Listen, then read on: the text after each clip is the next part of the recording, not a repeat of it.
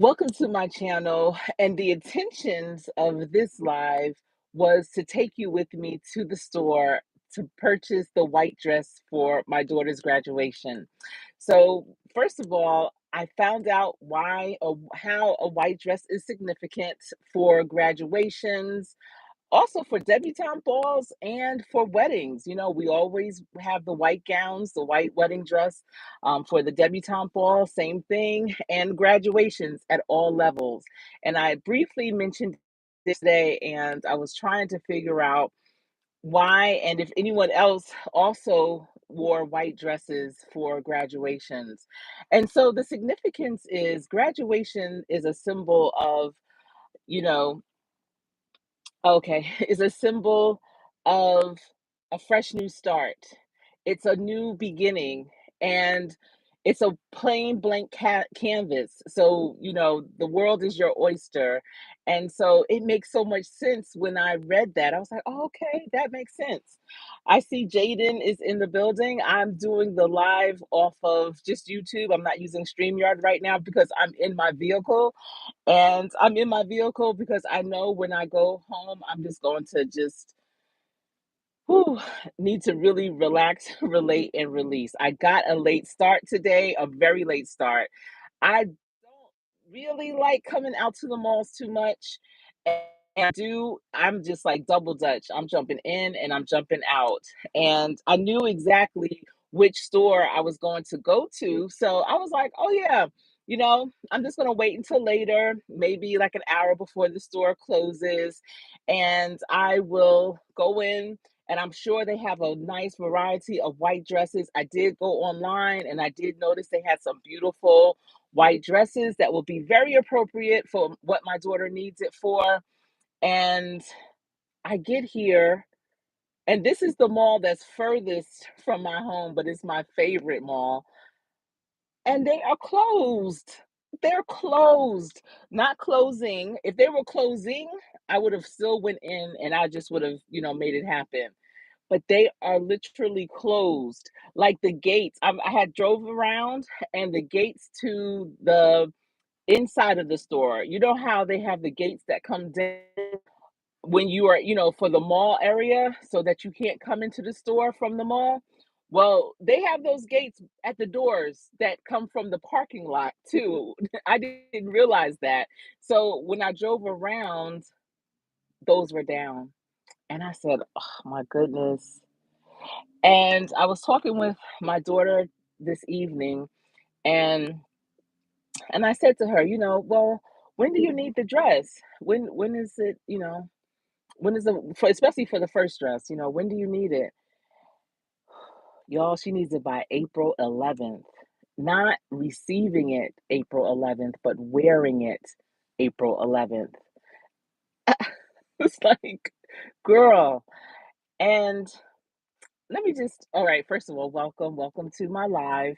I'm doing the 30-day live every day challenge, and this is day number 6. So here I am. I am Coach Sherri, and I am a entrepreneur. I am a career person. I'm a workforce development professional. I love what I do. I do my passion every single day, and I'm very grateful for that. Also, I'm into real estate investments. I've done real estate development before. I grew up in a brick and mortar business. My YouTube channel is part of my legacy. I am a wife. I've been married for 29 years. I have 3 young adult children that are thriving and doing exceptionally well, 3 out of 3, and um, just living my life out loud. And so with YouTube, I call it my legacy because not only do I want to share coaching strategies with you, be it for your career, your business, your life, but I also share my life because YouTube is a place that is going to hold all of this information for future's future to look back on. So, as I'm talking about the white dress, this is important because maybe not my children, they understand, but maybe their children's children, maybe that tradition won't necessarily make it to them. But then if they come onto YouTube or use Google to search what's the best graduation outfit to wear, my video may pop up and it'll be about the white dress. So that's why another reason of my purpose for doing my videos here on YouTube. And I love it. I love knowing that this information is here. My family, with my, especially my children in real life. I share it with my clients. I share it with my team. I share it, this information. So also I share parts of my life, especially when I go different places, because I understand not everyone may have the opportunity to go to some of the places that I go to. I know for me, I look at some channels, some, adventure channels or vacation travel channels, because I either may want to go to that place or never heard of that place, or I'm just curious about that place. And I'm really excited that there are content creators out there that are sharing that part of their life so that it is an awareness. It is exposing the world to what they see and what they are doing. And so as a former caregiver to my mother who lived with ALS, I know what that's like to not be able to leave where you're at for long periods of time. When I cared for my mother, I could not leave her longer than 2 hours at a time. And during those 2 hours, someone else had to be there with her. And usually it was someone that was part of my, immediate family. So it wasn't like we all could do something together at the same time. And you know, I was blessed to be able to care for my mother in that way for her last 2 years of life, but I know that there are people out there that are caring for loved ones for many, many years, decades even, and are in that situation where they can't leave. So my videos of travel, of going to the beach, I'm doing that and thinking of you, those who are unable or who are yet to go. So that's what my channel is all about.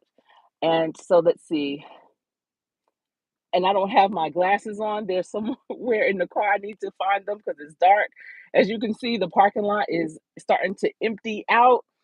It's hot in the car, but I should probably, well, I can't really roll the window down right now. But at any rate, yes, the white dress.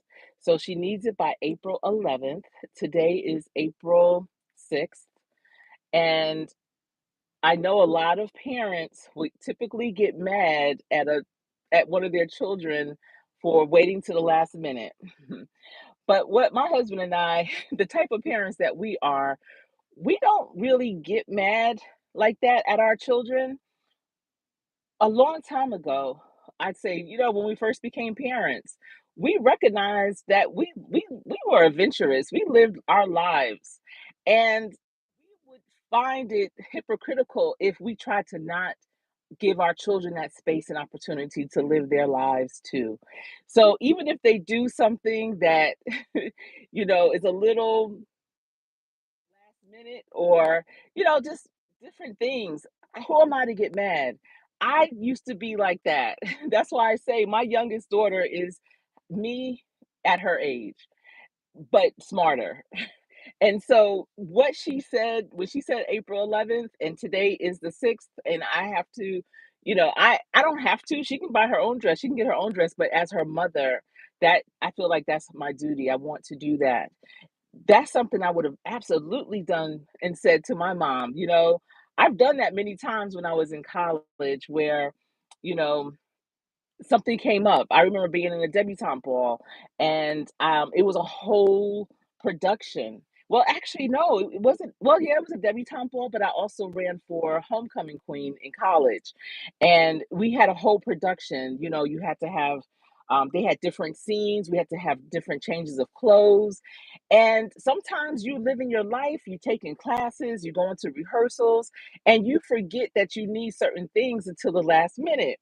And I remember calling my mother and I was like, Mom, I need, this type of outfit that, X, Y, and Z. And my mother knew my style. So she was like, all right. She didn't yell at me. She didn't say, oh, didn't complain like, oh, I don't have time for this or none of that. She just was like, okay. And maybe the next day or the day after that, whenever I had it. And it wasn't like I wouldn't call it a spoiled moment, but she knew I wasn't doing anything bad. I wasn't trying to, get into any trouble. Yo, I'm gonna have to roll this window down a little bit. Let me see, because it's hot, but I need to keep the the door is locked because yeah, I know people are like, what is this light coming from? Whatever. Let's see. I see Warm Strong Adventures is in the building, and PHU is in the building. I wish I had StreamYard so I can pull you all up. Thank you for being here. It's really hard for me to see or read the comments, but thank you for the thumbs up for being here in this live and joining me in this conversation. Thank you. Um, but I remember that. And I remember, my mother and father, they worked really hard in their business. And I'm sure when I would call my mother, she was probably tired. I wasn't thinking about that at her age, but at my age, which is similar to the age she was at the time, yeah, yeah, she was tired, and but she did it, and she was happy to do it. She came and supported me, like I said, I ran for homecoming queen. I came first runner up, and my mother was right there to wrap me in her arms when I got off that stage. Because let me tell you how devastated I was. They're like, you either win or lose, and even coming first runner up, that was to me a huge loss. But it was a great experience, and if you ever have that opportunity, if you are a young person and you're in college, I recommend you try and, put your name in the hat. But yeah, so for my daughter, I'm not mad at her. I'm mad at myself because I should have been following up with her. Like, I knew she needed the white dress, but again, that's my personality too. And it wasn't until today that I got the solid date. And I was like, girl, you was just home last weekend, but we didn't want to be out there with that Easter shopping thing going on. And we just kept thinking we had so much time, but we don't. But yeah, so that's the point of the white dress. It's new beginnings. It's that clean slate. It's the start of something fresh. And I hope that anyone from this day forward, especially if you have, young girls, because I mean, from pre-K, well, they didn't go to from kindergarten to from elementary to middle school, high school, and graduation, college graduation, all of that, white dresses. Now for the young men, just a white button-down shirt and some slacks. But for the girls, for sure, white dresses. And again, her school, they have Founders Day, and it's their tradition to wear white dresses, and that's what they're going to be celebrating on April 11th is their Founders Day. So that's why she has to have a white dress, you know. And it really doesn't have to be that special because they're going to be wearing their graduation gowns over their white dress. But she has her white dress from freshman year, and I'm telling you that my daughter, my youngest of three, I don't see how her body is made, but she could wear her stuff for decades, it seems. Well, at least years, with it still fitting properly. But I just feel because this is her senior year, I want her to have a new dress for, these occasions coming up. So I was hopeful I wouldn't have to go out tomorrow, but I will because I definitely want to send it out by Monday. And so she can have it, oh my goodness, by no later, it can't be no later than Wednesday. How is this gonna work? Oh, I have a feeling I might have to go to Atlanta. If it's a challenge, tomorrow, because see, she's this, you know how it is. Your last semester of college, it's a lot. You have papers due. It's a lot going on. This weekend, she was in a 2-day workshop, and I just don't want her to get distracted. So the best thing the next best thing I could try to do is ask her where is the nearest mall to her that would have the same stores that I'm going to. And I'm going to a Dillard's. I love Dillard's. I don't know if you have a Dillard's. I know I'm from up north, New Jersey, and we didn't have a Dillard's, but Dillard's to me is one of those department stores that feels like boutique shopping. I just really love their clothes. Their customer service is good. So I'm gonna see where the nearest Dillard's is to her. So what may have to happen is if I buy it here and then have her pick it up, make sure that the one near her has the same dress. I don't know. Let me think. I have to think this through. I'll think it through tonight. I'll call her up and say, "Listen, what are we gonna do? How are we gonna do this? How are we gonna make it work?" And she's not pushy about it. It's just kind of like, I'll make something shake. That's her famous phrase. I'll make something shake, mom. Don't worry. But yeah, I'm gonna do my best.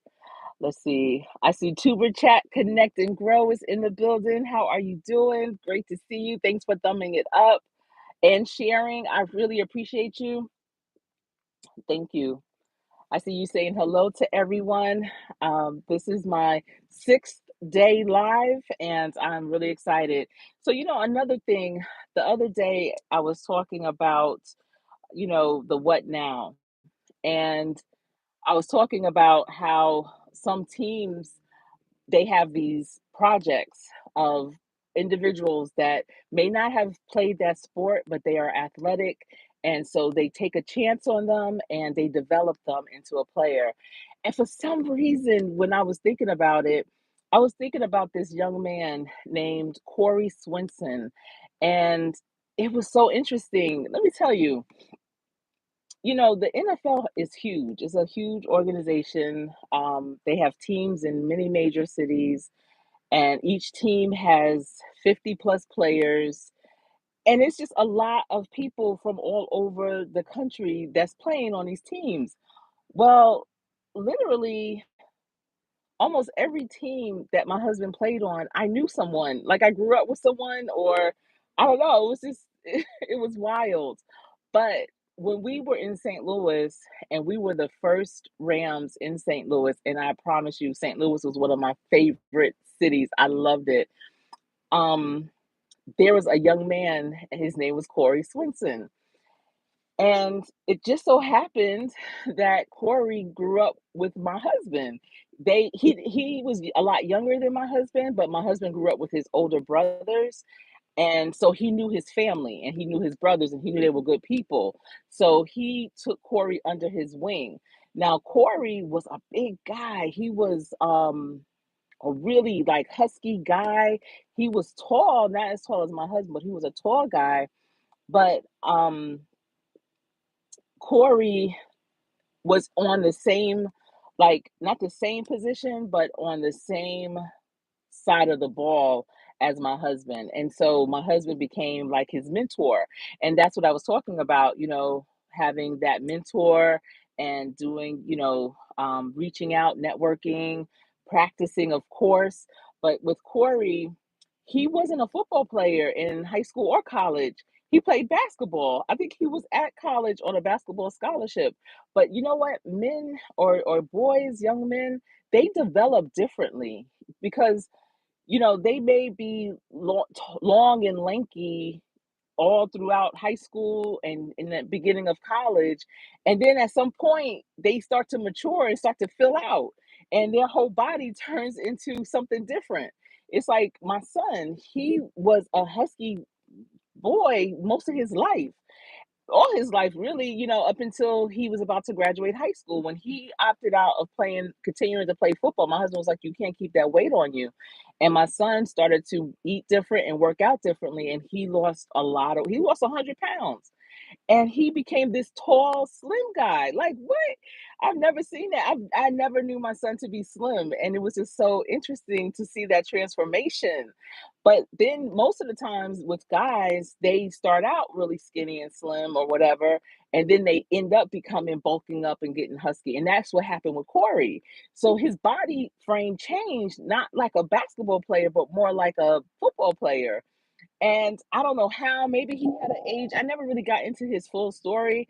I don't know if he had like a basketball agent or or I don't know how he got discovered, but the Rams ended up bringing him on as a project. And so because he was my husband's homeboy, he brought him under his wing and he knew that Corey had the right foundation. He had the right framework. He had the work ethic. He knew sports. He knew football. He just didn't play it. He was strong as an ox. a big guy, fast, quick on his feet. He had all the things. He just needed to learn the game. He needed to learn the blueprint. He needed to learn the plays. He needed to understand his position. He had to understand the the um the theory behind the sport. And so Corey was so cool. Let me tell you. Oh, Black Guns and Gardens, how are you? Good to see you. I'm glad that you're here. Thank you. So I'm telling you that first being that first team in that city, I think the first team in any city is something special. The city is so happy that you're there. They treat you differently. You are treated, I mean, the way our treatment was so nice. But the reason why I loved St. Louis was because of the people. The people there were so genuine. We connected with some great people. We did a lot of nonprofit work, community outreach work with Matthews Dickey. If you are from the St. Louis area, I know you know that community center. And just good people. Went to amazing concerts, front row, the team, I don't know, it seemed like everyone was around the same age, and even the people that came from LA, because we were in LA the year before, but it was different. In LA, everyone was like doing their own thing or they had cliques, and it wasn't as inclusive to me. And maybe that's because that was our first year there, and before that it was with the Giants, and I'm from up there where the Giants are, so I'm home. I'm with my family, his family, our friends. I'm cool. I'm cool. But in LA, I was the outsider and they made me feel that way, and it was just, I wasn't feeling it. But then, even with it being that same exact team going to St. Louis, it was a totally different thing. Many of us lived in the same complex and just found some really good families, on and off the fields. So, families that played football, some teammates and their spouses, as well as people that just lived in St. Louis, were from St. Louis, just good people. So, listen, that year, for Thanksgiving, we decided to host Thanksgiving at our home. And his parents, my husband's parents, used to always come to us for Thanksgiving. So they came, they flew in from New York. His mother had done all this cooking. Don't ask me how she flew with collard greens and ham and all kinds of food. I'm not even sure how she had it like packed. I don't know how she did it because everybody, well, y'all know now, well, I don't know how to cook like that. And so, yeah, either, so she was still working. So she made the food there because she knew they had to come like by that Wednesday. It wasn't like they could come Monday so she made sure she had most of the food done and that she brought it with her. She brought a big sweet potato cake. I've done a live about sweet potato cake. I even put the recipe in there. I promise you, if you know how to bake, you want to try that her recipe of sweet potato cake for sure. So we invited the whole offensive line to our home for Thanksgiving because, we all were in a new city. A lot, for whatever reason, a lot of them, their families weren't able to come or weren't coming. And so we was like, yeah, let's just have everybody come over. So it was about, I don't even know, because they brought their spouses. A few of them had, just a couple of them had children, small children. We just got a puppy, which was our trial baby. He was our boxer. His name was Dino. And he was a baby baby. He was like 8 weeks old. It was a lot going on. And Corey was there. And I remember Corey was so proud to make his macaroni and cheese. And it was just so interesting to see, like, this young man, he made some delicious macaroni and cheese, and he was like, really about that macaroni and cheese and so happy to contribute to the dinner. Listen, he brought a dish that people who had wives didn't even bring. One wife, she brought green jello mold. What? We ended up putting that in the freezer. Like, what is this? She knows her husband wouldn't even eat that. Like, what in the world? So,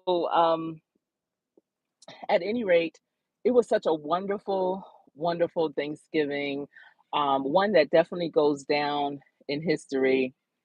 Really enjoyed it. Everyone had plenty to eat. My mother-in-law did a phenomenal job. I was her sous chef, and just good laughter, good, clean fun, just good, clean fun. A great way to really kick off a new season, let's say. Um, but then, and then also with Corey, interestingly, someone that I went to college with was his dear friend that he grew up with too. And so I don't know how it that we made that connection on Facebook that he knew I knew Corey. And I don't know how. Maybe at some point they were talking, and maybe Corey told him about my husband, and maybe he said, "Oh, I know his wife." Because I think at some point he connected me with me on Facebook and was like, "Yeah, my homeboy Corey." This is years later though. Soon after he reached out to me, because it was years later, because Facebook wasn't even a thing back then. Internet wasn't a thing. Heck, email wasn't a thing at that time. But I remember when he reached out to me, and his name was Tunji. When Tunji reached out to me, he told me that he and Corey were dear friends, and Corey spoke highly of us and everything.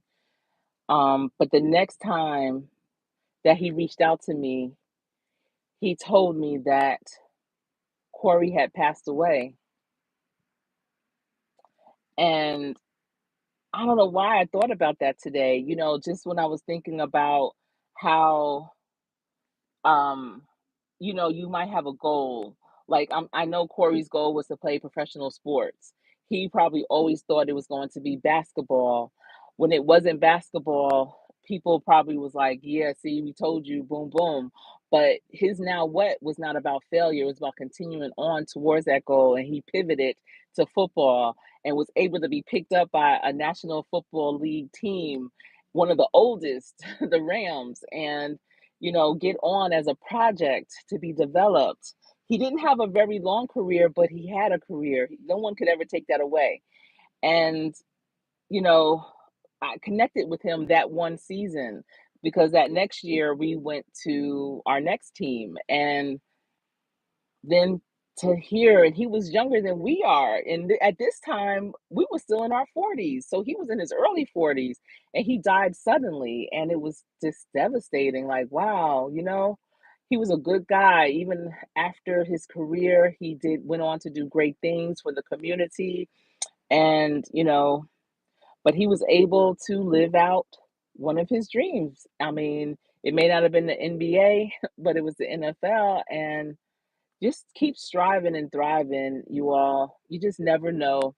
Um, that's why even with a challenge with health or anything like that, yeah, you may have to modify how you do things. You may not be able to go as hard, but don't give up. Don't give up. There's always a workaround. You know, um, so many people give up and they lay down for it. Don't lay down for anything because you just never know how it's going to turn out. And if it's for you, it'll still be for you. Yeah, Corey Swinson. Yeah, he was a good, good guy. I can never forget how happy he was and proud he was about that macaroni and cheese that he brought over to our home. Yeah, and that made the life that he lived speak for him. And even though I only was in his presence for a short amount of time, it was still impactful. And that's how you want people to leave. You want them to leave you feeling impacted in a positive way, in a good way, in a high energy way, in an uplifting way. You don't want people to walk away from you feeling down, depressed, neglected, rejected. You want them to feel like, yeah.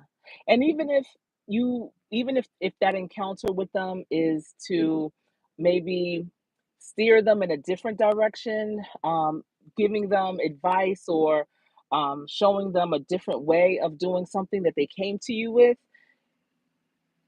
Or if you are that person that's receiving it, if you go to someone because you want to do this thing and they tell you, listen, you really need to look at it this way, that's still not a dejection.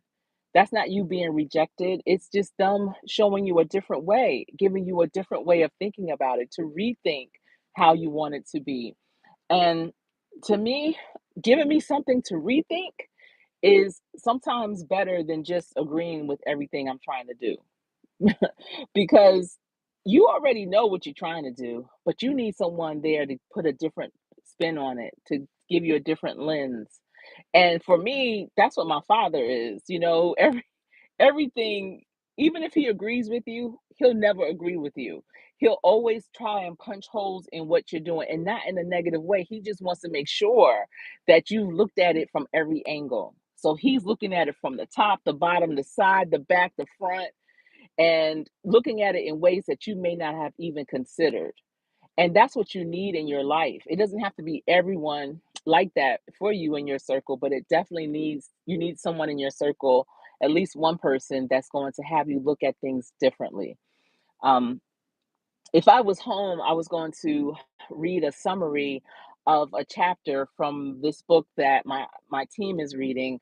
I feel like when you have a team, and yes, you have your team meetings, but you should also incorporate some professional development that will support your team in the things that they're doing.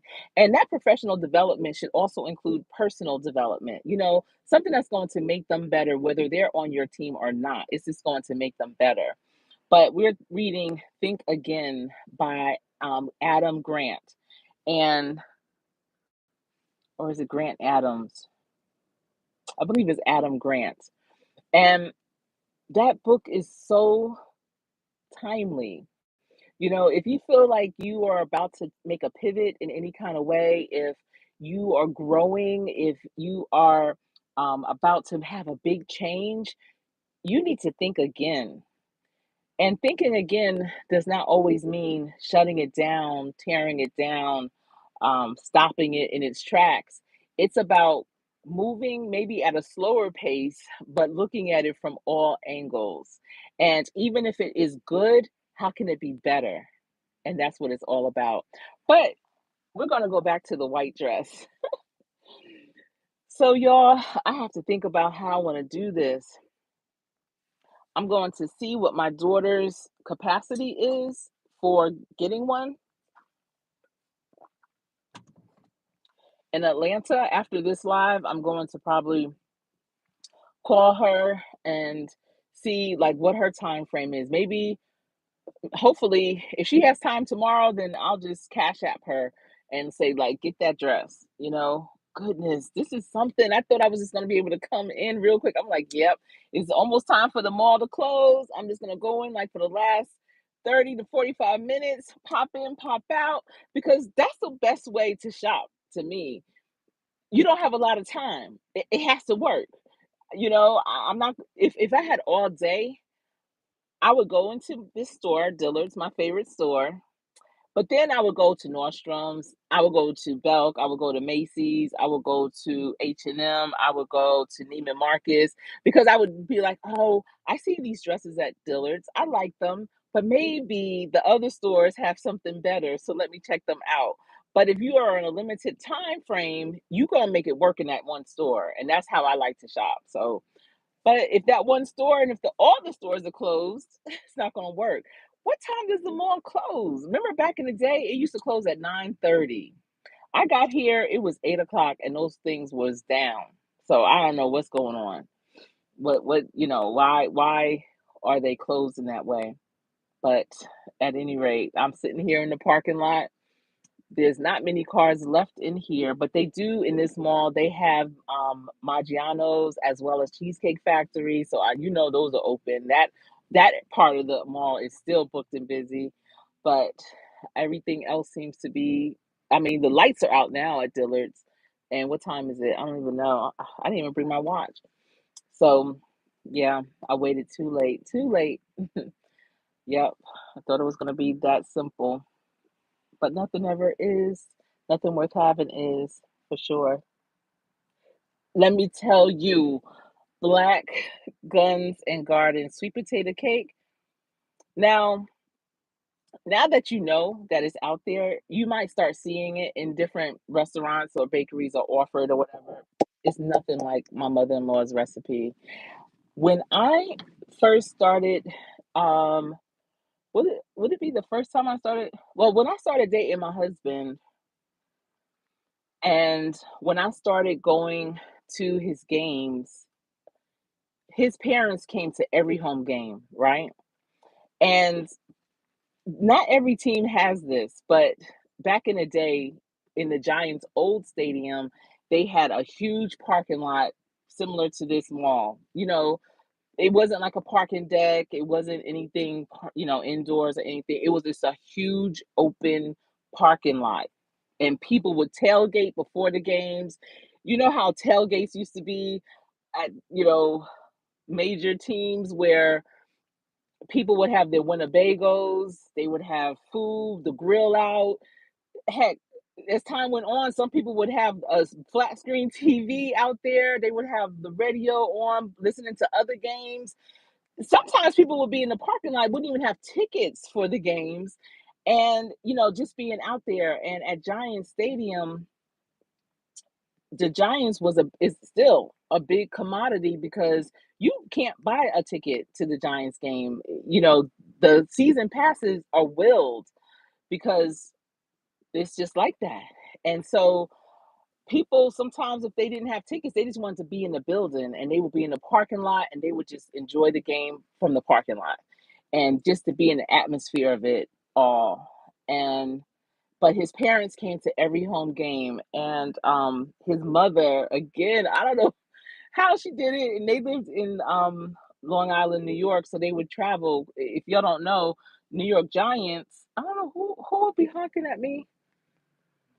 New York Giants don't play in New York, they play in New Jersey. They play in the Meadowlands. And so they would come over, and at the end of the game, what his mother will pop open that trunk, his father too, whatever, his parents, and she would have everything: macaroni and cheese, ribs, green beans. I don't know how, but on ice in the cooler, potato salad. She would have apple pie, sweet potato cake, garden tossed salad, collard greens, fried chicken, barbecue chicken. Like it would be a Thanksgiving dinner when she after the games. And so that's when I first tasted sweet potato cake. And when I tasted it, even now, like low key, my mouth is starting to water. When I first tasted that cake, it was the most delicious thing ever. Now, sweetness is my weakness, so it doesn't take much. But this cake had so many layers and what do they call it? It had so many different tastes, so many tunes or notes in it. It had so many notes until every bite you was always trying to figure out, well, what is that? But it all worked together into this beautiful song that is called Sweet Potato Cake. It's like a crossbreed between a carrot cake, a German chocolate cake, and a coconut cake. Like imagine all those three cakes combined, but then you add sweet potato to it. It's so, so delicious. And I don't remember the title of the live, but I know that I think it definitely has something with sweet potato. So if you click on my lives and you click on sweet potato or something like that, like type it in a search, it'll come up maybe. And then if I can remember, maybe I'll repost it on my community wall tomorrow or when I get home so that you can see it. But in the description of that video, so you don't have to look at the whole video. And maybe what I'll do is just go to the description in that. This is what I'll do. I'm going to take the description in from that video and I'm going to copy the recipe because I have the recipe in there. It's many people don't even cook like this anymore, but it's many different types of things for the recipe. But if you bake, you can do it. And I've never even attempted. I feel like it's disrespectful if I try, but because I can't cook. So why would I do that? Why? So and plus that's not something you're supposed to eat all the time. You might eat it once, maybe twice a year, and one slice. That's all you need. And she would make it into it would be a layered cake. It was so thick. It was like this thick, and it's delicious.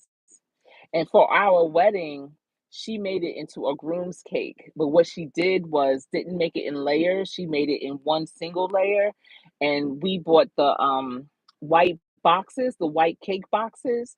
So it was like a takeaway for the guests. And we had 400 guests. And so she made enough to have 400 plus slices. And we didn't tell our guests what it was. It was just kind of like a departing gift with their with their wedding favor.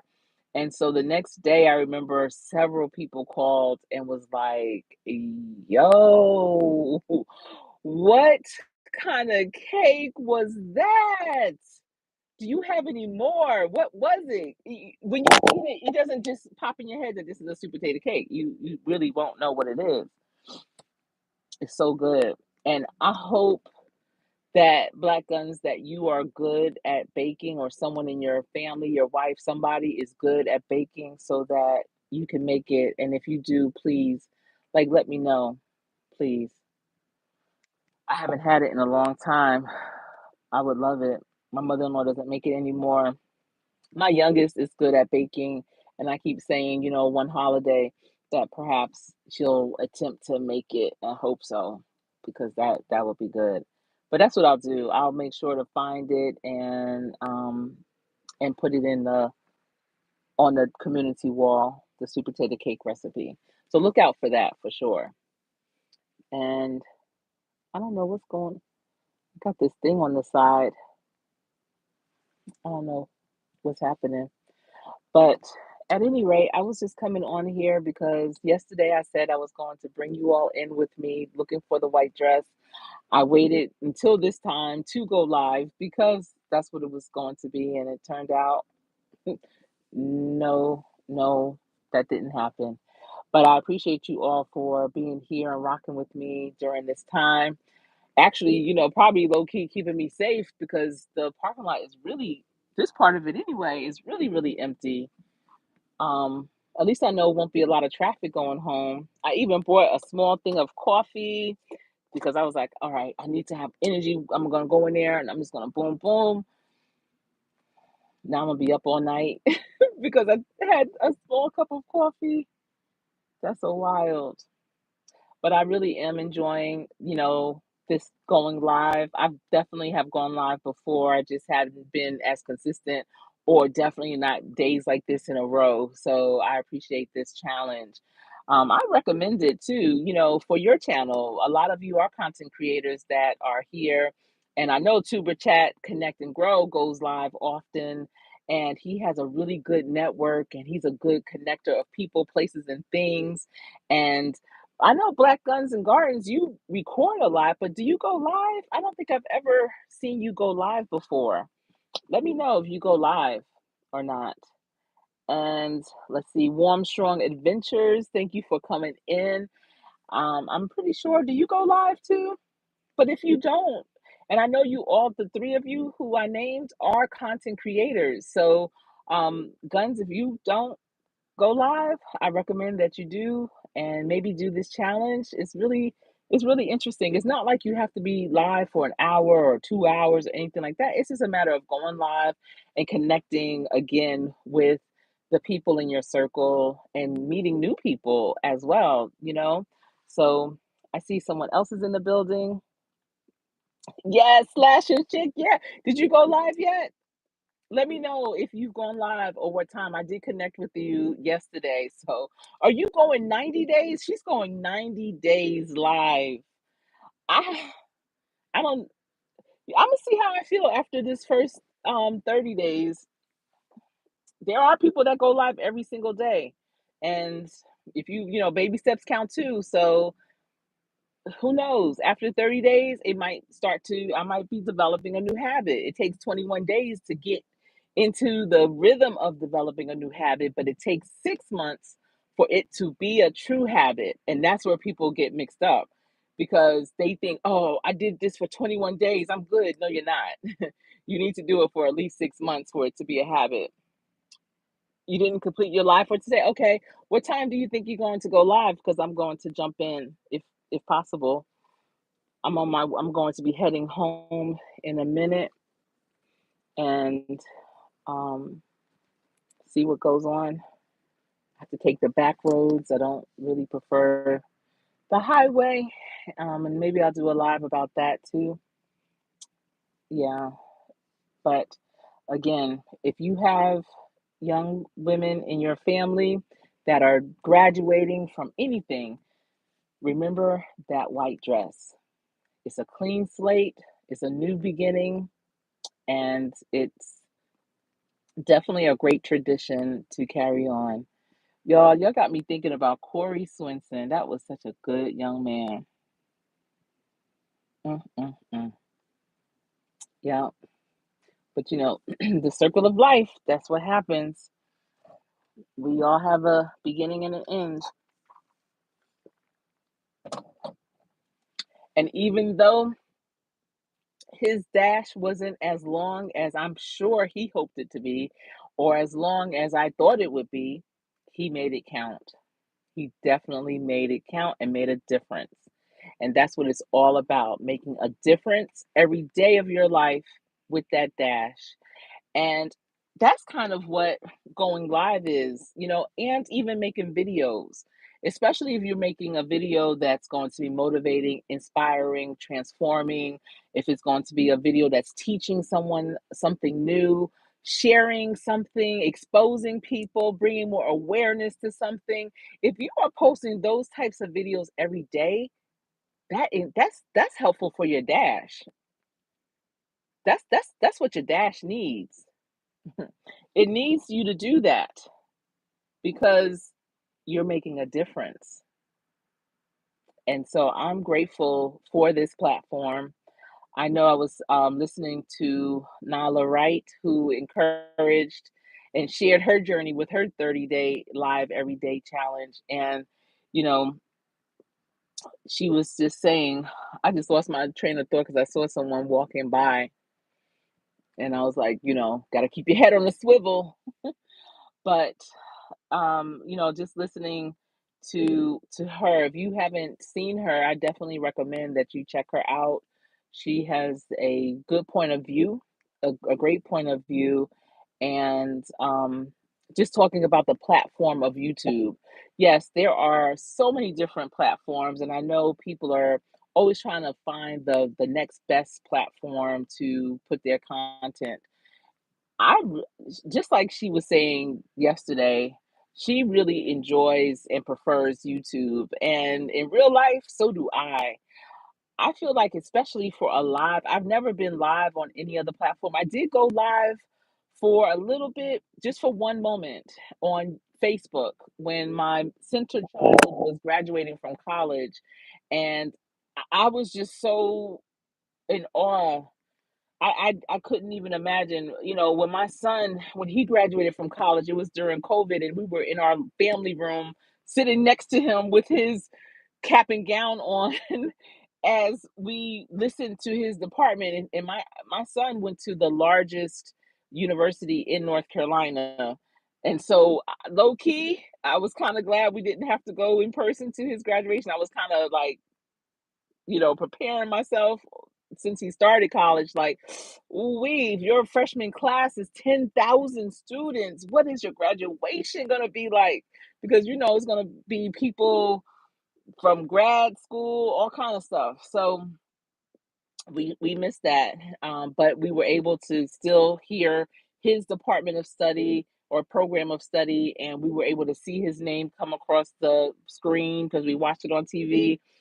And and it was just I was just proud of him that he finished, and I was happy. But with my daughter 2 years later, and her graduation was in person, And I just remember I got so filled. And I said this even in my live yesterday. Listen, y'all, we are our ancestors' wildest dreams. You know, my ancestors in America back in the day couldn't learn to read and write. And I'm working on my third child, getting ready to graduate from college. I can only imagine my ancestors wishing they could read and write and praying that they would have a child, a future child, someone in their lineage to be able to do so. And my children are third generation college graduates, you know, and I just, if y'all are parents, you know, it's not easy to keep your children on the right track, but it is if you have great conversations with them, real talk conversations with them.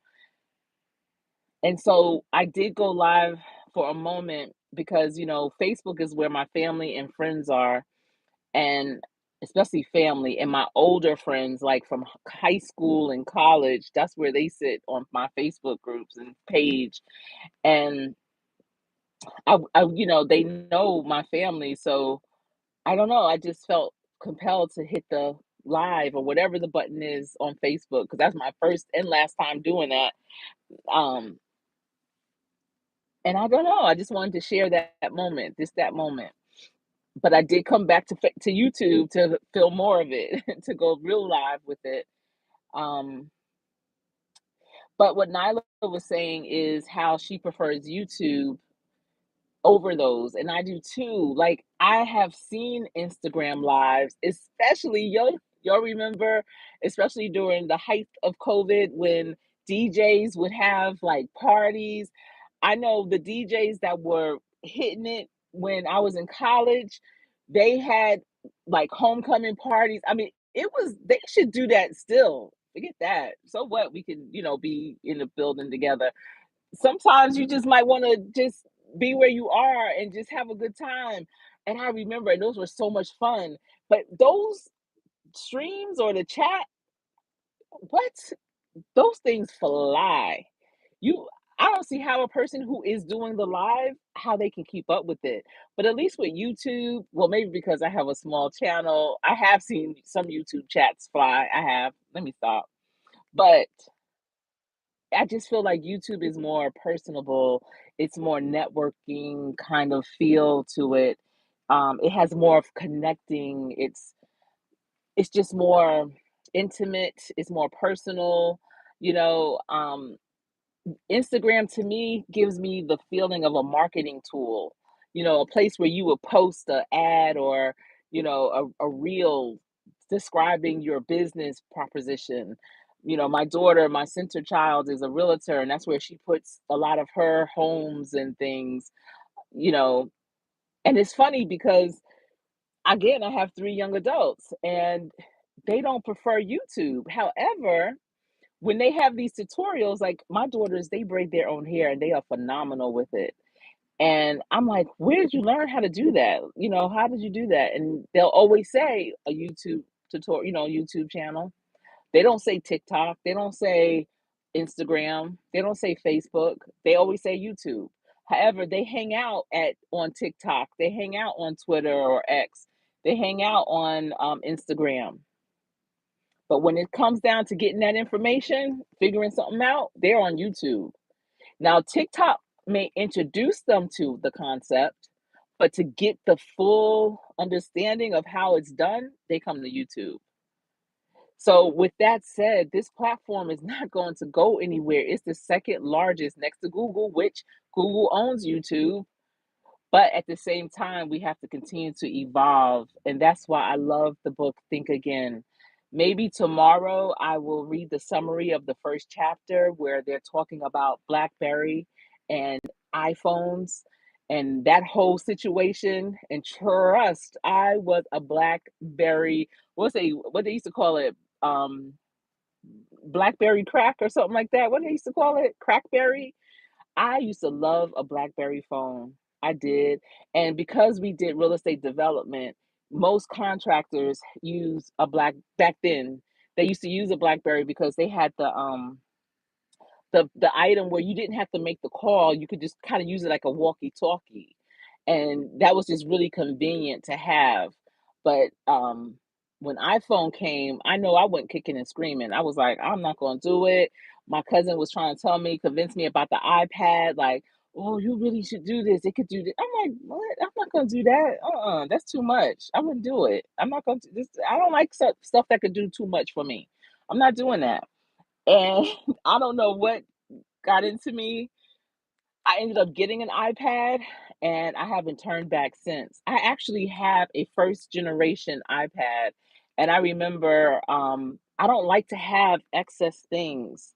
And so I was going to sell it, like trade it in or whatever. And they were like, "Don't do that."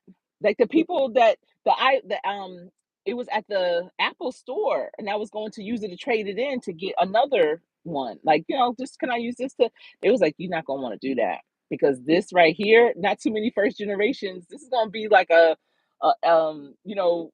heirloom is it's gonna be worth something one day. And so I still have my first generation Apple iPad. I had the first generation mini Apple iPad. But who has a BlackBerry now? I'll wait. Who has a BlackBerry? Hmm. Yep. So BlackBerry did not evolve. And when I read you that first summary, well, hopefully you'll get the book Think Again so you can read the full story. But the summary does go into it a little bit, and you'll see the importance of rethinking and trying not to hold back on things because it just doesn't feel right. Change management never feels right, but it's important to change and include different things because you just don't know. You just don't know. Let's see. The author is Adam Grant or Grant Adams. I don't know why I can't recall, but it's definitely those two names. Let's see what else. Right, the D nice parties on the verses on Instagram were so good.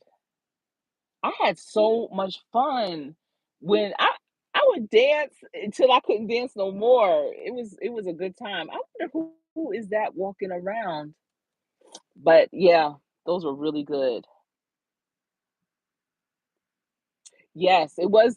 I'm going back on the in the chat and I see that Slasher Chick was saying it was nice that we got to watch my son's graduation on TV. It was really, really good.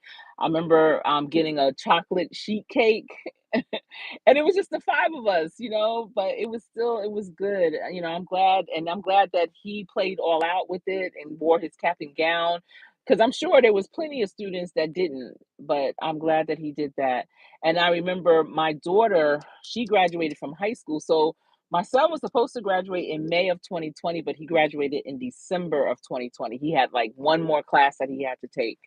And my daughter graduated from high school in May of 2020. And her graduation it had a virtual component where it was just I'm telling you, COVID did some strange things, but it was interesting.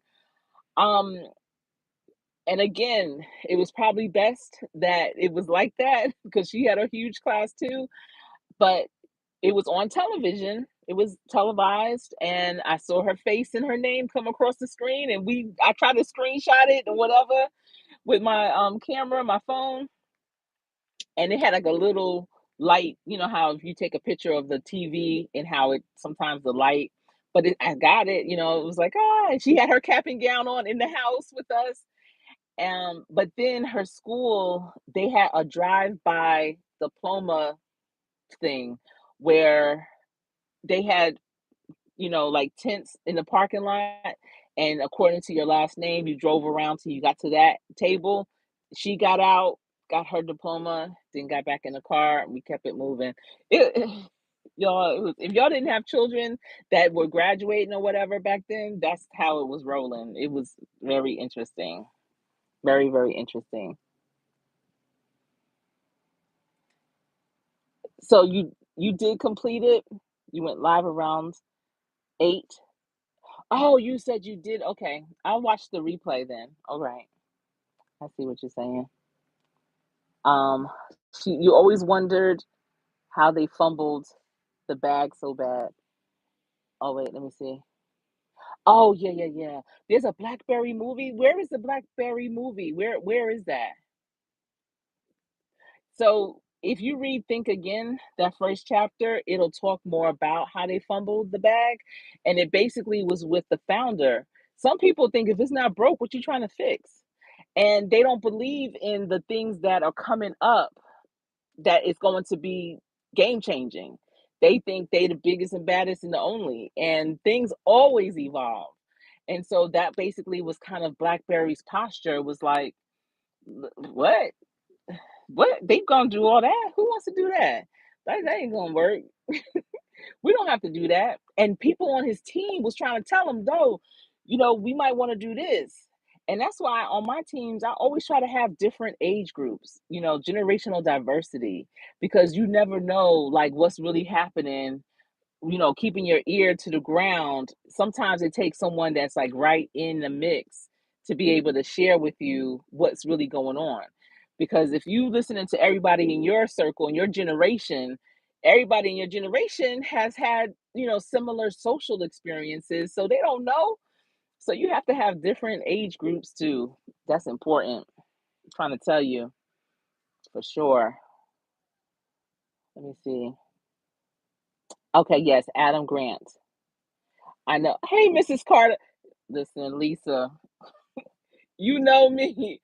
And I was gonna go walking in my neighborhood today because I know that it was such a beautiful day here in the Carolinas, and I was gonna actually do my live. I was thinking about doing my live in my neighborhood, like maybe going by the driving range or something like that. But every time, Lisa, the last time when I talked to you, when I had to stop walking and I didn't even know what was going on with me then, that's the last time I walked in my neighborhood. And it's not the last time I walked, obviously. I walk all the time, but my neighborhood has so many different hills and it has benches in it too. So even if you get tired, you can stop. But I don't know. That day was just something. And I thought about it today and I thought about you. And I was like, I don't want to have to come out here and then have to call Lisa, Mrs. Carter. If y'all don't know Carter's Eat or Mrs. Carter, you need to check them out. Okay.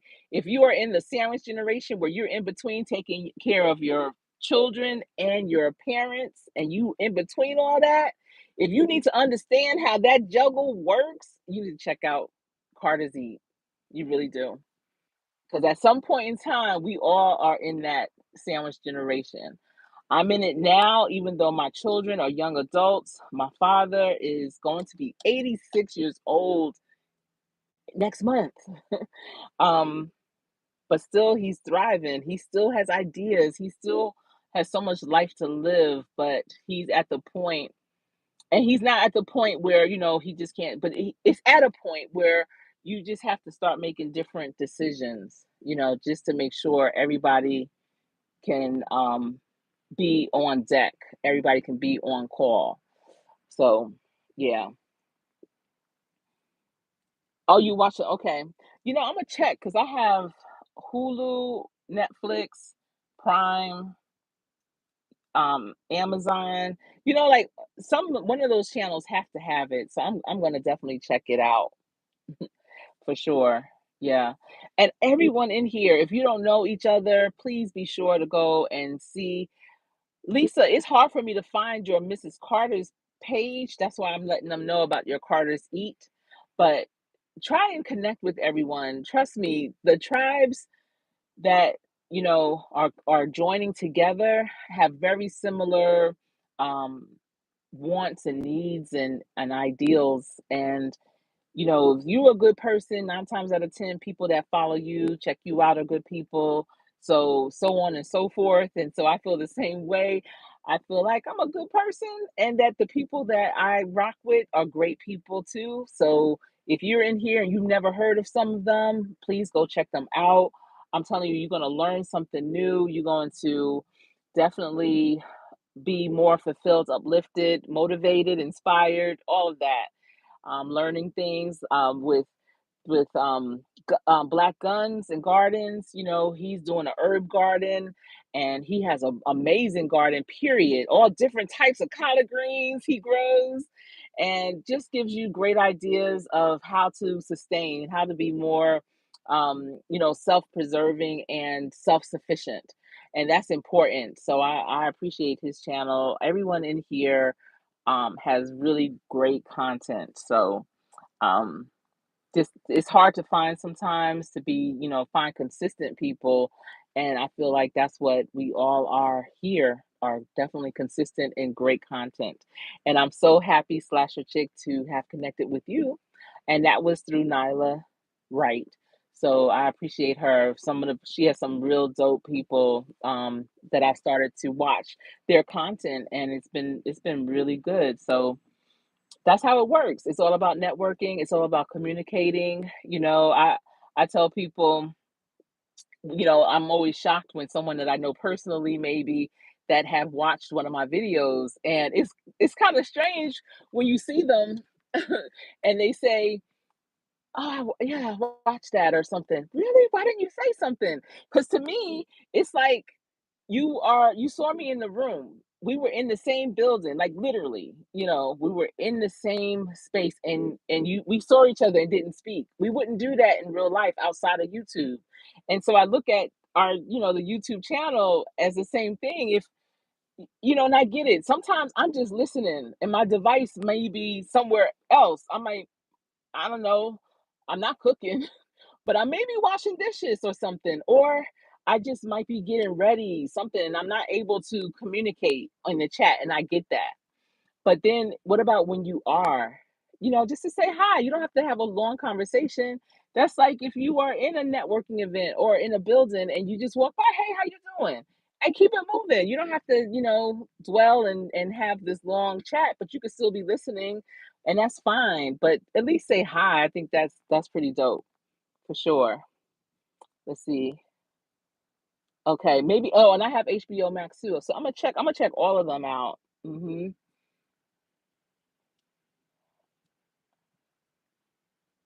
Oh, okay. So you are familiar with Mrs. Carter. That's cool. You said, so this is Slasher Chick saying that she remembers Mrs. Carter and was just thinking about the nice black owned place that they went to for their family camping trip. And I see over 50 and Fantabulous is in the building. Hello, sis. How are you doing? I'm glad that you are here. Great to see you. And I see that your channel has also evolved into something else where you are sharing like historic type of information. I'm gonna have to I put them in my playlist for April 2024, so I'm going to definitely check them out. And that's what I mean. Sometimes with your channel you have to pivot, and that's awesome. I think that's great. So I'm definitely going to check that out. Some of your content. So everyone, it looks like the mall really has shut down. I only see really like one other vehicle. And sometimes, because I know this has happened to me, that's why I'm always real strategic to determine what I'm going to be doing when I'm in the mall. If you know that you're going to go shopping and then you're going to get something to eat, I try to park close to where I'm going to eat. And if I have to walk all the way through the mall, so be it. But because if this person went to eat, they're gonna have a long walk back to their vehicle after eating. So I definitely, or maybe their vehicle broke down, or they got a ride, or who knows? It's not my business. I'm not even gonna put that much thought into it. So I just know I'm like one of the only ones in the parking lot. But this is a great area, but you still don't take it for granted. No, I'm not. Um, but yeah, and it is Saturday night, so I do need to get my brown tail home for sure. And let me see. Over 50 and Fantabulous is saying it's okay. My channel is no longer monetized and I share everything now. It's all good. Oh, why is was that your choice to no longer monetize it? YouTube is a hobby. It is. And it's a hobby for sure. But sometimes again it can evolve, and you just never know. I remember when I first started designing jewelry. Let me tell you all, that's a whole nother live. But after my husband and I did the real estate development, I'm telling you, my brain was about to explode. I've never had such a huge learning curve in my life. Oh my goodness. Um, and I just remember one day going into my closet, and I went into my closet to have a exceptionally quiet place to take a particular phone call. My children were really excited, and I didn't want to stop them from being excited. So I was like, you know what, let me go over here. And I went into my closet, and after the phone call, I remember laying on the floor and I was like, wow, it's so quiet in here. Like it literally was the most quietest place in the whole house. And I found myself going in there, even if I didn't have a call or something to make. I just wanted to go in there just to have this extra quiet space. And we had a bench in there, and I would sit there, or sometimes I would lay on the floor, and I started listening, and I could hear God. And one day I heard God tell me to make a particular type of necklace. Now, I never made jewelry in my life. So when he said that, I was like, what? And so one day, my husband and I were driving, and we were by a bookstore. And I said, oh, can you stop at this bookstore? And bookstores are like one of our favorite places. And so we went to the bookstore, and I never said anything to anyone about what God had said to me. And so we went into the bookstore. I asked a person that worked there, I was like, do you have books on like how to make necklaces? I'm thinking this is far-fetched idea. And they were like, yeah, of course. And she shows me where it is. It was like this whole section of how to's and all this, that, and the other. And so I was like, oh my goodness. So I think I picked up like a magazine, I picked up a book, and I picked up something else, maybe two books and a magazine. And we get back into the vehicle, and I'm like leafing through it.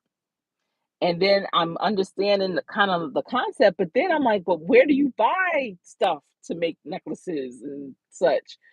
So at the time, it was when Yellow Pages was still a thing. Remember Yellow Pages? This is before you can Google stuff and find out the information. So um I went to the Yellow Pages. Look what I just did.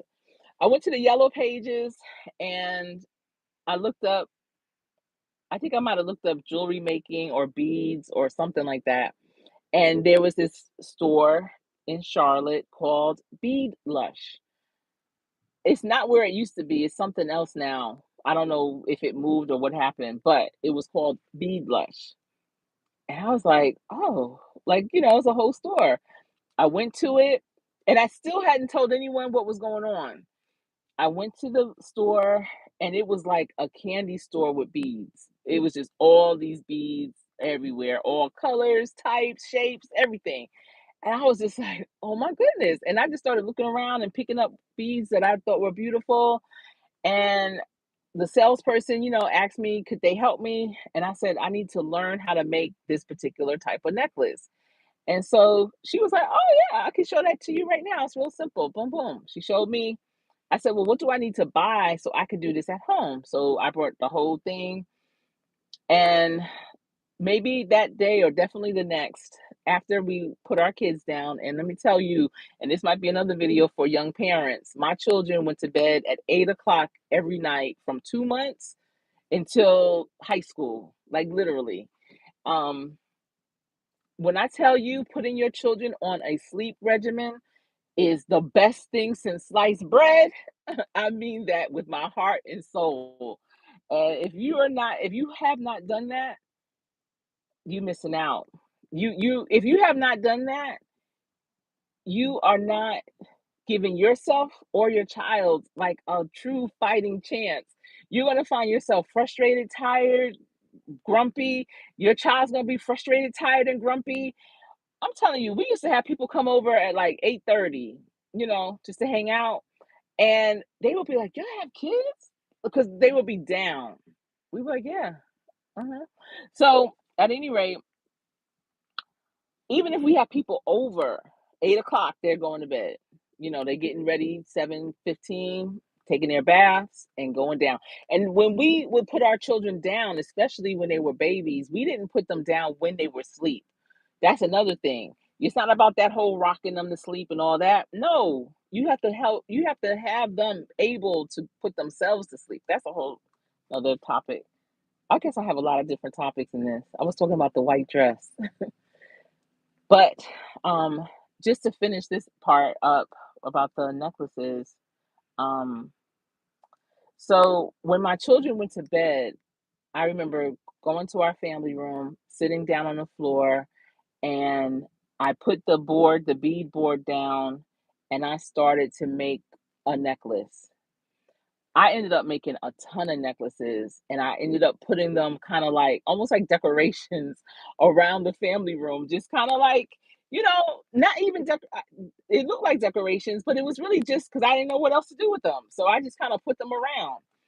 And a dear friend of mine came through. She was from New Jersey, worked in New York at Time Warner Inc. And at the time, Time Warner Inc. owned Essence Magazine.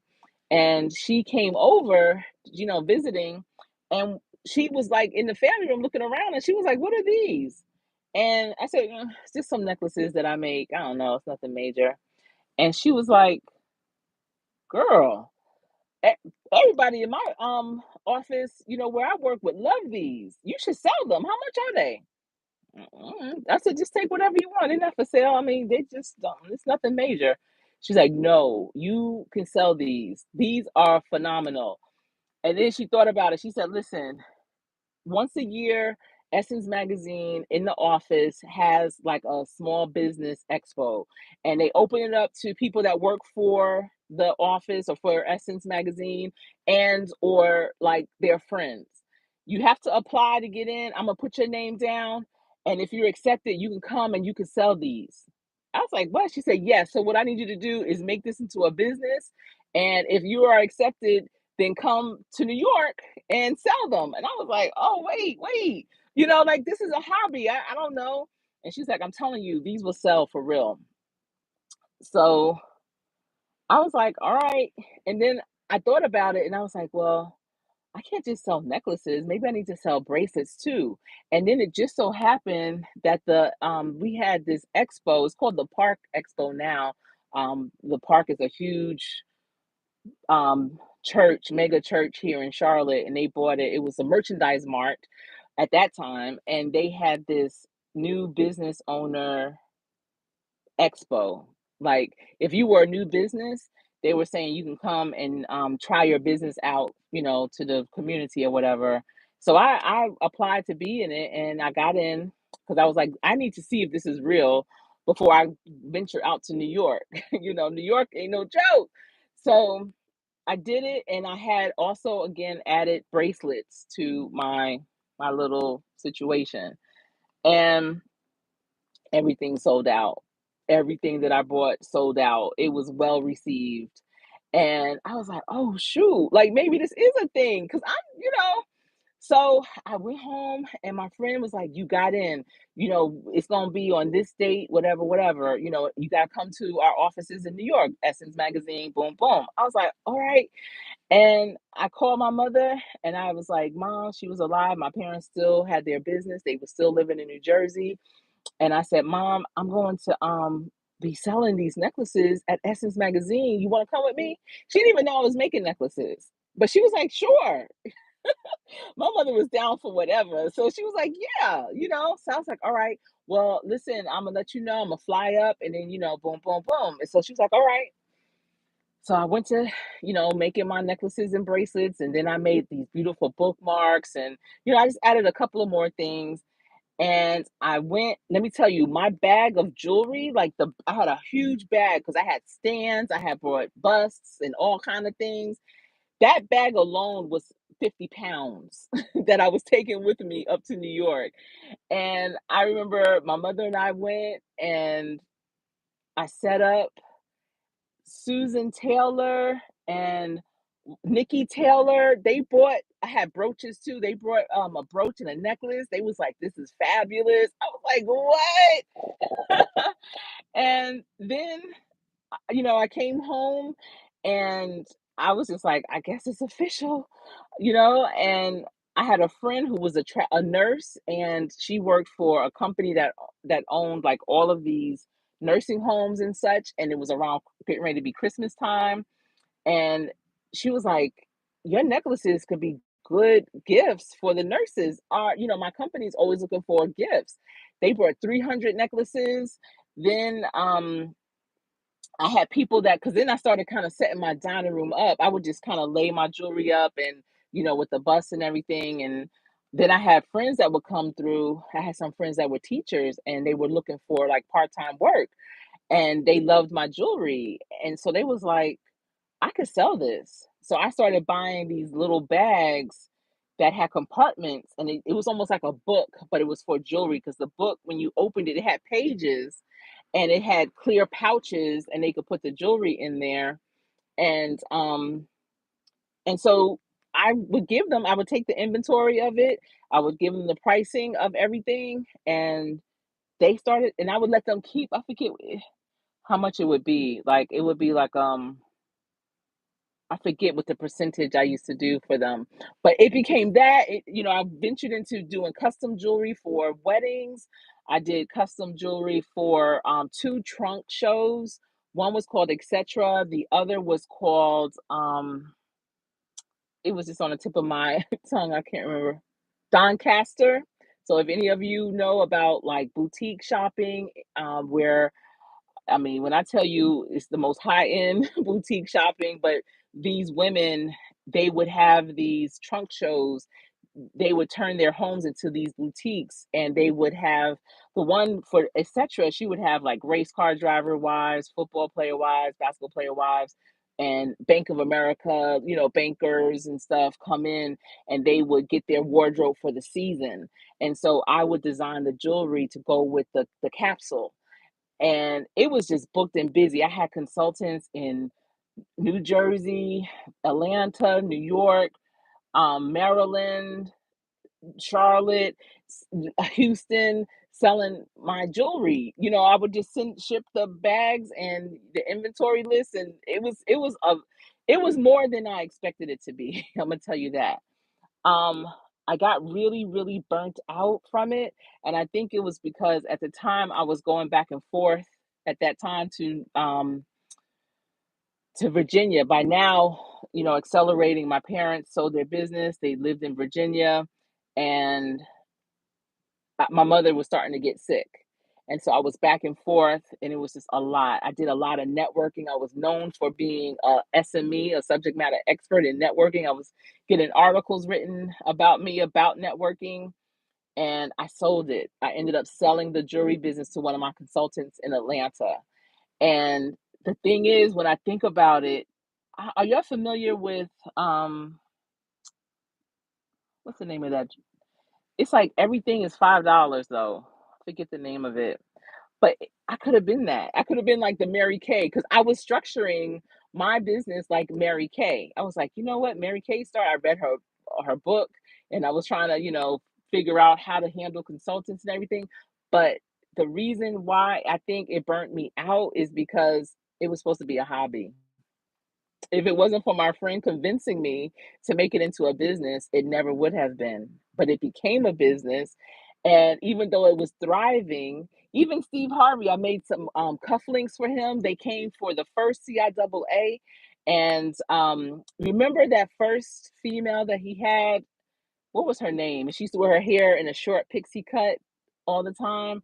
But I used to also be known for my pearls. I knew someone who was a flight attendant, and she would go to Japan and get these pearls. And her name was Pearl Girl. And I had all these pearls. I had 2 and 3 strand pearl necklaces, rings, bracelets. Everyone knew me for pearls and loved my pearls. And I got her, was her name Jackie?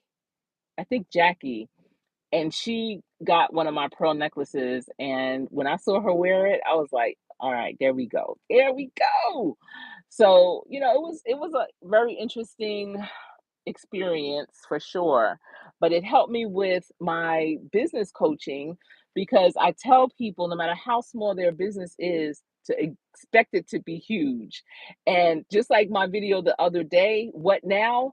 You have to know that that what now is going to continue to evolve, just like my little, hobby. And it evolved into something major. I mean, I was everywhere. It was a lot. I think another thing that burnt me out was when I started working with brides. And if any of you know, a bride is very particular, and all that back and forth, I, it just wasn't for me. It just wasn't for me. I ended up going up to New York in the garment district. I found a jewelry. I had a few jewelers up there that I worked with that started to mass produce some of the things that I had because it became very challenging for me to just still make everything. I did have a couple of high school students that would go with me to different events, different shows to help me, with because it was a lot. It was a lot, but it's something that I look at and I'm like, yeah, I could still have that in real life. I lost contact with the person in Atlanta that actually bought it. Um, I lost contact with her right before my mother, no, shortly after my mother passed away. Um, so I don't know, listen, that's after I had my BlackBerry and I switched to Apple, and so I don't my contacts and stuff just wasn't the same, didn't transfer the same. But, speaking of BlackBerry and Apple, that's so crazy. Thank you, Mrs. Carter. Yeah. Mhm. Yes. So that's why I stopped. Yeah. Yeah. And it's interesting because I had a stylist ask me not too long ago, like maybe a year ago, and it was interesting because it's been years since I've done it, at least 15 years at this point. Um, and she said to me, "Do you still do jewelry?" And I was like, "Mm-mm, no." And she was like, "Because your style would really work well with my clientele, and if you want to, I would let you set up like a kiosk in my shop, and you don't even have to be there, and I'll make sure, da da da." And I had thought about it, but I just couldn't put my effort. I just couldn't do it. Like I just don't have the capacity, the bandwidth to get back into that. I'm telling you, when you get into something like that, it'll suck you in because you start to realize it's so many ways you can do things. When I was doing the trunk shows, and I'm telling you, those trunk shows, when I tell you these women would set their homes up 4 times a year, I'm not even gonna tell you. First of all, I know for them, they would make it at each trunk show, especially the one, the etc. line, she would make probably about 75,000 and up each quarter just doing her trunk shows. And she would have her home open for like 2 weeks a quarter, doing the clothes. And the clothes were phenomenal, great quality. They were just a little on the trendy side, but great quality. And like I said, the women would come and get their spring capsule, their summer capsules, their winter, fall, all that. And they really did well with it. Want to make sure. I know Mrs. Carter's like, Lisa's probably saying, "Sherry, be careful." I see. They don't want to come up in here. It won't be a good thing. So yeah, those trunk shows are no joke. I promise you. So when I did those, yeah, I would design the jewelry. And my husband would go with me up to New York sometimes because he would have, hold the bag. You have to almost have security when you go to like the garment district and you are buying large bulks of things. So he would stand outside the store, and when I would make my purchases, he would just hold my bags and stuff, which I was grateful for. But I evolved. I would find like beautiful um jewelry encrusted belts, beautiful, beautiful bags with like beaded handles and just really different things is something that I always, you know, really always focused on. I wanted to find the most unique items, but I needed to find them where, you know, I could get them if because a lot of times people were like, "Oh my goodness, like I saw this or I want that." And if it was like one and done, it would be, too challenging. But yeah, it was a very interesting opportunity. And I'm glad that I was able to do it. I know growing up in my parents' business definitely helped me figure out how to navigate it. But I just never really wanted to get into that. Now, the woman for etc. If you all saw the movie Talladega Nights, that's about the Bobby, what's his name, from the NASCAR race, and it was Will Ferrell in it, I believe. Yeah, it was Will Ferrell, and they talked about NASCAR racing, but it was about Bobby. Oh, do y'all remember him? I forget the guy's name.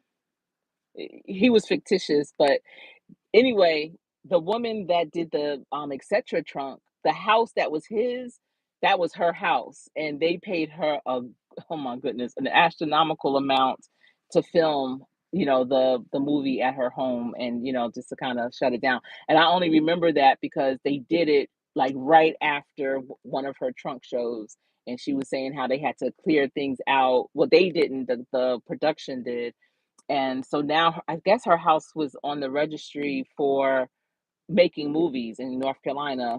Um, but she doesn't own it anymore. They moved since.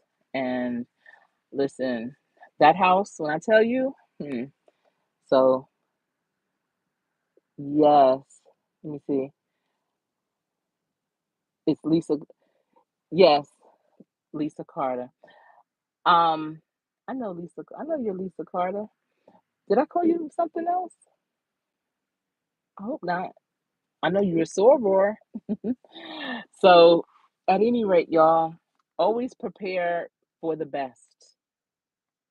Because again, if God brings it to you, and Lord knows He's the one that brought it to me in that closet, He told me, He gave me that assignment. I followed it through and it worked out. It worked out.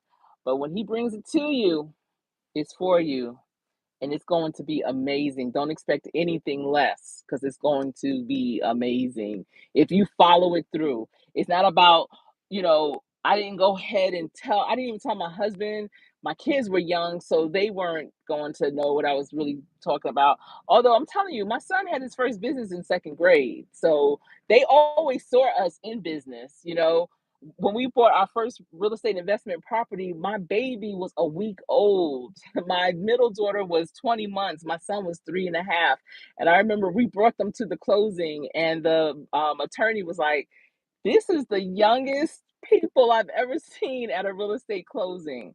But that's how we rocked. We in business, they in business. We're gonna expose them to everything. That's what my parents did with me.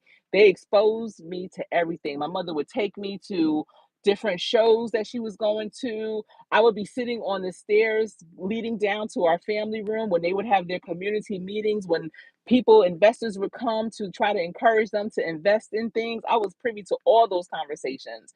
So when you are telling your kids to go upstairs or go to their rooms, don't come down, no, have them come down, have them listen.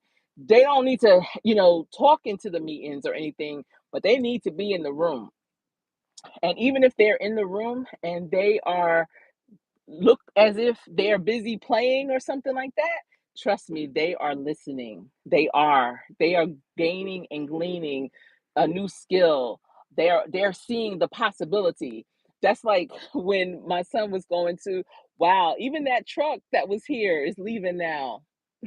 I'm literally the only one. So when my son was going to kindergarten, he was 4. He wasn't going to be 5 until later, to almost October, like the end of September. And my husband and I was like, we probably need to get him tested to make sure that, like, emotionally and everything, he's good. We knew he was smart, but we wanted to just make sure because they always say boys, whatever. And um, you don't want to push them too fast and all this.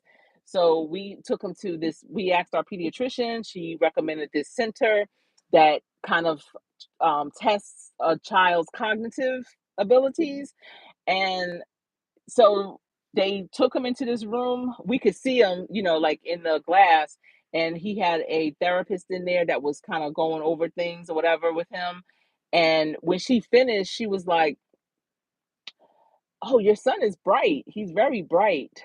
He got everything correct except one thing." And we was like, "What didn't he get correct?" And she said, "Well, when I pointed to this occupation, to this profession, he said it was a doctor, and he was wrong. It's a nurse." And when she showed us the picture, it was a black female in a dress with a white lab coat on and a stethoscope around her neck. And I said to her, in his world, that is a doctor. All of his doctors are black, and up to this point, they're females. So that's right. That's right in his world. And so that's just that's just what it is. I don't even know why I told y'all that. But at any rate, y'all, I am going to head on out, and I want to thank you for being here, rocking with me this evening. I was hoping it was going to be an amazing shopping trip. I was going to find the perfect dress, and it would be boxed and ready to be shipped out on Monday and received maybe Tuesday, the latest, at the absolute latest Wednesday. Now I have to come up with a new game plan. But at any rate, I'm glad that I had this conversation with you. Thank you for tuning in. Yes, yes. She was a black. I said a nurse. No, that's a doctor in his world. So I love you too. Thank you. Thank you so much. Thank you for rocking with me. And until tomorrow, I can say that for a fact, I will see you later, and you all stay safe and have fun for the rest of your Saturday. All right. I don't even know how to close this out. Let me see. Oh, okay. There it is. All right. Thank you.